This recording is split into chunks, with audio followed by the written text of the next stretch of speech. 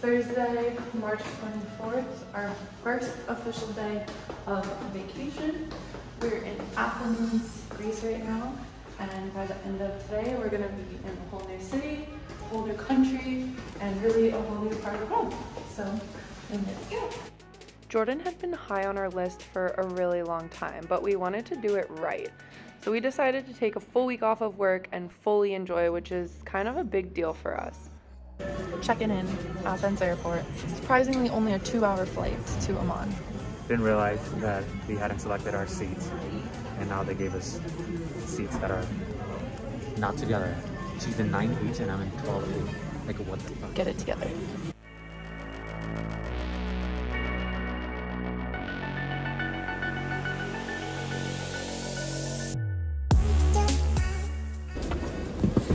All right. Welcome to Jordan. Really debated if we should rent a car or hire a car everywhere we went. This was the move. It all shook out to be the same price. After some analysis, this was the move. We prefer to be able to drive ourselves around. So let's see what Jordan's all about. To be fair, you don't really need that much time to explore Amman, and it was pretty cold and rainy when we were there, so we mostly stayed at our hotel, which isn't bad considering that we were at the W. And it was a really cool hotel. Like, this little pathway area is supposed to be Petra, which we did not figure out until later. Wow.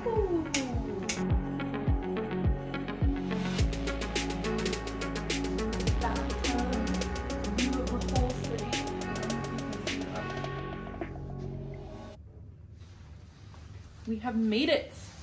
On our first night in Jordan, we went out to this cute little wine bar, sampled some wine, which was okay. I'm not crazy about Jordanian wine. The next day we did our longest section of driving, which was Amman to Aqaba. It was a pretty beautiful drive. We passed through a lot of different kind of terrain. Right when we got there, we were starving, so we jumped immediately into the Jordanian cuisine, which has to be some of our favorite food on earth at this point. Like, hummus in America is disgusting, but hummus in Jordan is like heaven. How's it going so far? We're sitting out here on a rooftop terrace restaurant in Aqaba. I think this is the main mosque of the area. We weren't supposed to get until later tonight, but with all of the coldness in Amman, we decided to head straight here. In the distant past, the land that forms today's Jordan was subjected to successive periods of uplifting.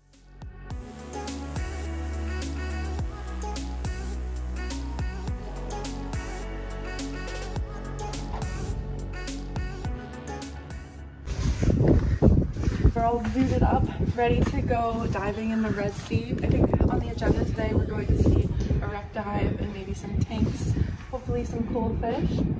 This is definitely going to be like the coldest water we've ever dove in. It's not warm by any means here, and I think we're kind of in the part of the year where the water is the coldest. So we're about to find out, and we're super excited.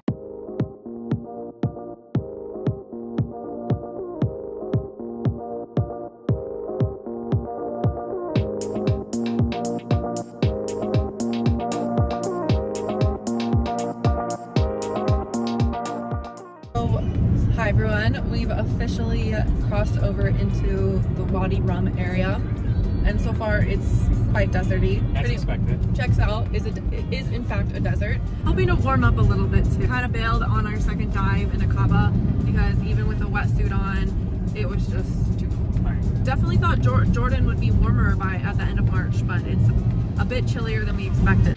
As soon as we entered Wadi Rum, I was like, okay, I get it. I understand why people love this place. I understand why they filmed Dune and Star Wars and The Martian. It just feels absolutely magical. It really feels like another planet, and I'm not just saying that, like, it's just the feeling that you get from being there. That night we got to experience a traditional Bedouin dinner where they cook the food underground. It was pretty cool, but honestly, they did not flavor the meat at all, and they kind of need to do that. We hung around, watched some kids dance, drank some green tea, and had some time to smoke hookah around the fire while Abby watched Formula One. That first night, we fell asleep watching Shooting Stars. It was amazing. Here you can see me clearly not understanding how to work a door, fail, and Getting up early and being in the desert first thing in the morning was magical. The sun, the stillness, drank some coffee, hung out.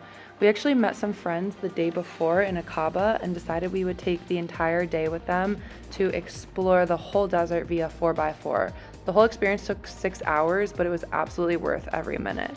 I don't think I've ever seen so many camels in my life. A lot of people ride them in the desert, but I didn't really like how they were chained up all day, so we definitely didn't ride any. We walked through canyons, explored some giant mountains of rocks, even saw some cave paintings, and it's just clear how vast this place is and just how many people have been there before us. We climbed to the top of this one of many giant rocks. It's just so beautiful up here. Desert as far as you can see. And the crazy thing about it is it's so quiet. Like everywhere you go, it's just so quiet and so peaceful. And I don't know, it's a very special part of this experience. Here I spent a moment with one of the only bugs I saw in the desert, which is fine by me because I don't love bugs. We had some tea with our friends to close out the day and then ended with a sunset sandboarding session, which took a few times to get right, but eventually we got there.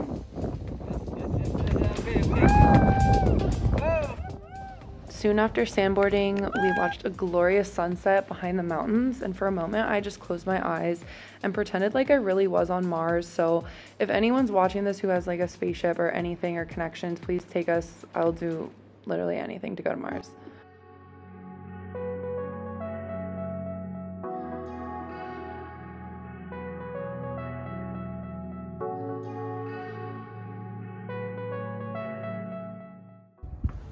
Alright, so we left Wadi Rum, still kind of in the desert, but we have arrived in the town from which you go to see Petra. Alright, we've officially entered the ancient city of Petra. Okay, so one thing we heard about Petra is that you don't want to rush and do it all in one day. Middle of the day here, but we've decided that we're going to head straight to the monastery, which we've heard is great for sunset.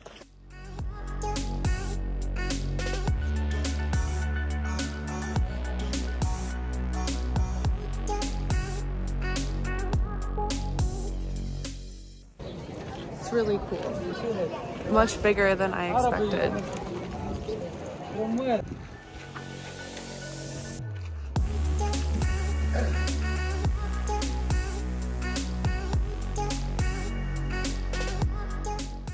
Tell us. It can accommodate 4,000 spectators.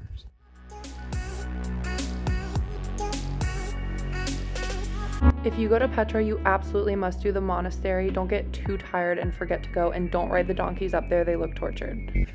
Whew, we just made it to the top after a very long and strenuous, well, it wasn't too bad, but we're a bit tired at this point, a bit hungry, a bit thirsty.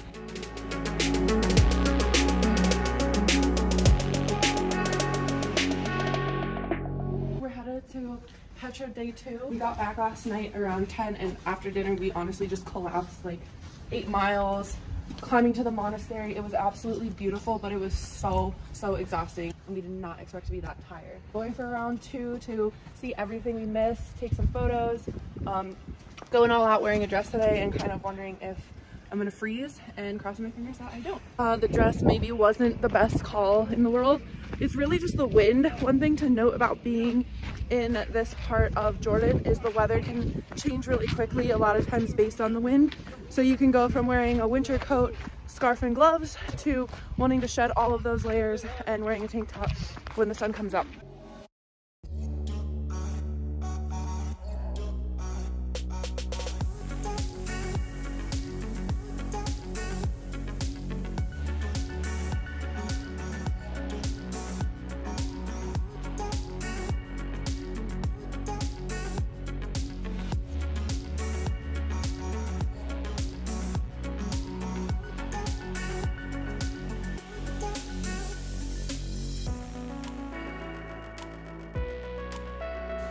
Check out that view.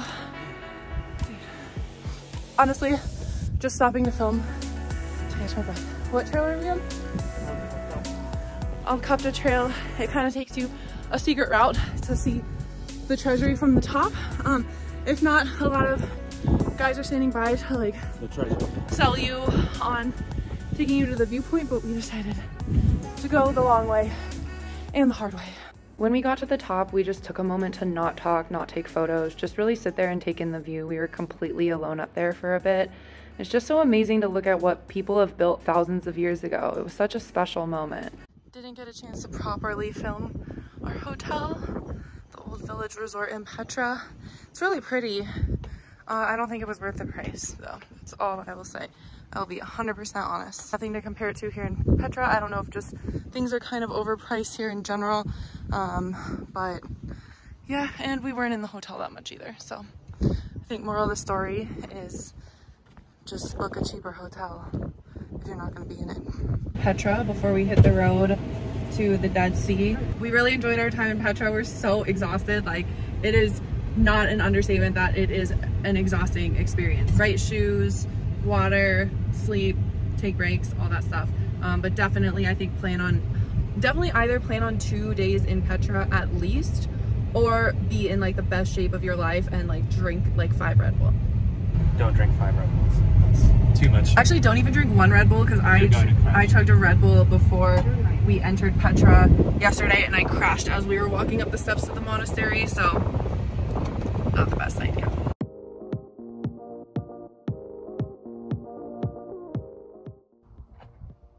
Ooh, warm. It is. It's warm as hell. We have just pulled up. We've just skirted into the Dead Sea.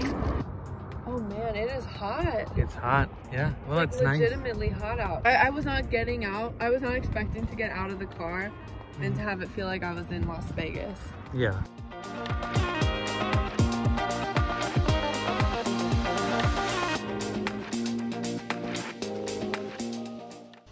Hello, Dead Sea. Dead Sea looking hella dead. Hey, fun fact, Dead Sea is called Dead Sea because of the high salinity of the water. Even macroscopic or even microscopic life cannot exist in the water. It's not called the Dead Sea because you can float in it. So it's quite surreal being here because you can't really tell like where the sky and the sea meet. See a bit of land over there. We're so close to the Jordanian, Palestinian, Israel border, like just off, and you can barely even see the other side. So it's kind of crazy, a little bit hazy, and we're excited to go float. So check in with you there. We gave ourselves a little mud bath for the Dead Sea because apparently it has exfoliating and health benefits. Fair warning, do not put mud on your face because you will be very tempted, as Abby was tempted to do, to wipe it off with the water, which can absolutely sting your eyes in excruciating pain. So just don't do that. Just avoid that mishap.